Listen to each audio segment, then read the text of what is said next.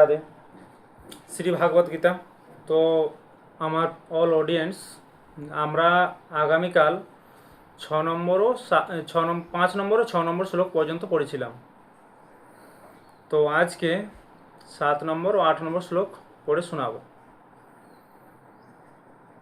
তো চলুন শুরু করা যাক। হে কৃষ্ণ করুণা সিন্ধু দীন বন্ধু জগৎপথে গোপেশ গোপে কান্ত রাধা কান্ত নমস্তুতে। তো অল মাই অডিয়েন্স, আমরা দেখেছি যে 3 নম্বর থেকে 6 নম্বর শ্লোক অবধি দুর্যোধন গুরু দ্রোণাচার্যর কাছে পাণ্ডব সৈন্য সম্বন্ধে সমস্ত কিছু বলেছেন, যে পাণ্ডব পক্ষে কতজন মহারথী রথী কে কে আছেন তাদের কথা উল্লেখ করেছেন। যারা ভিডিওটা দেখেননি তারা আগের পোস্টটি দেখে নেবেন। তো আমরা আজ প্রথম অধ্যায় অর্জুন বিষাদ যোগের 7 নম্বর শ্লোক পড়ছি।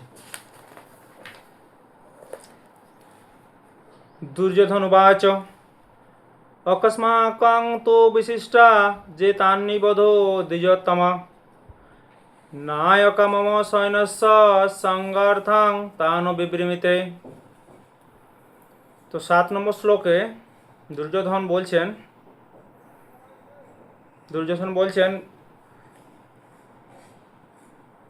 হে বিপ্রবর, আমাদের পক্ষ অবলম্বনকারী যে সমস্ত যোদ্ধা বিশিষ্ট ও সেনাপতি আছেন তাদের বিষয়ে অবগতির ও কার্যকারী ব্যবস্থা গ্রহণের জন্য তাদের নাম উল্লেখ করছি।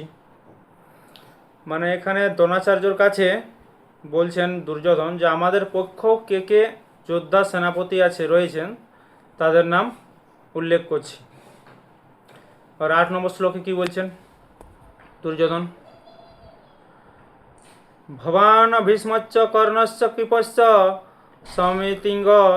সমিতিঞ্জয় অশ্বত্থামা বিকর্ণশ্চ সৌমদত্তি জয়দ্রথ।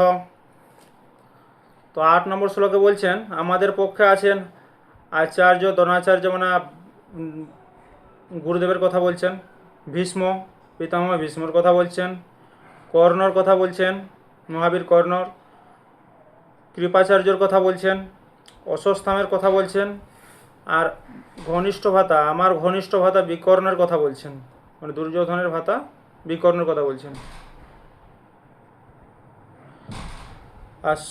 আর সিন্ধুরাজ জয়দ্রথের কথাও বলেছেন। তো এইখানে আমরা 8 নম্বরে বুঝতে পারি শ্লোকে যে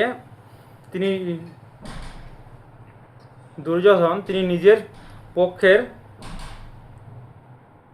রথী মহারথী যোদ্ধাদের বর্ণনা দিয়েছেন, যে কে কে বড় বড় যোদ্ধা তার পক্ষে আছে। তো আজকের মতো এতটাই। আবার কালকে 9 নম্বর 10 নম্বর শ্লোক পড়ে শোনাবো। তো অল মাই অডিয়েন্স, যারা এখনও পর্যন্ত পেজটা ফলো করেননি তারা পেজটা ফলো করুন, আর ইউটিউব থেকে দেখতে গেলে আমার চ্যানেলটা সাবস্ক্রাইব করবেন। আজকের মতো এখানে শেষ। ধন্যবাদ।